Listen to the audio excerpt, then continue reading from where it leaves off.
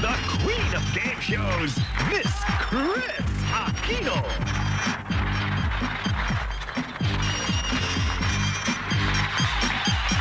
Magandang gabi po sa inyong lahat, mga kaibigan. Finale na po. Ito na yung huling gabi ng ating week-long first anniversary celebration ng game show na isang buong taon pong nanatiling numero 1, ang Milyon Na. Game ka na ba?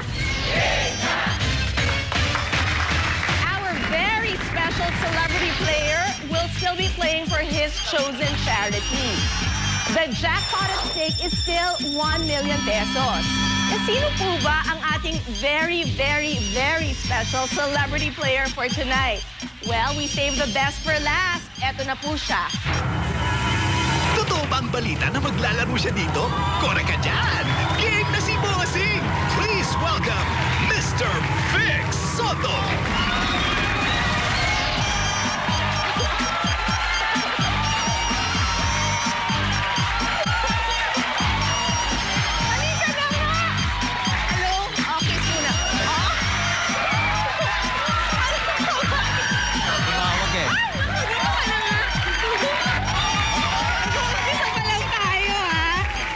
May tumawag sa akin Ano? Hindi ko lang Nawala ako bigla. Sandali. Thank you very much at bumayag kang maglaro dito. It's my pleasure and... Pleasure ba? Ano? Ay, pleasure. I would like to congratulate you and the rest of the staff of Game Ka na Ba.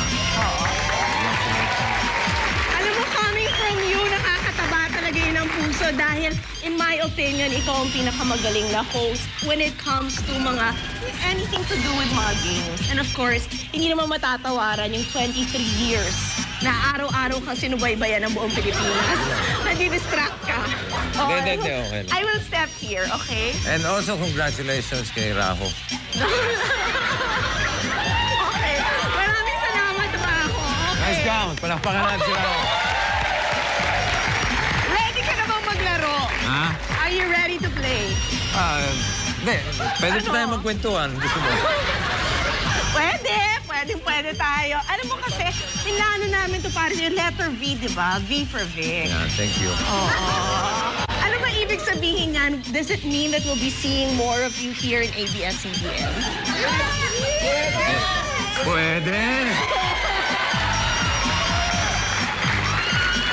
Alam niyo mga kaibigan, matalik kong kaibigan talaga si Vic and that's why he said yes to play with us. Ang dalawa ko ang pinili niya ng mga charities na gustong tulungan. Ang isa doon ay yung National Center for Mental Health.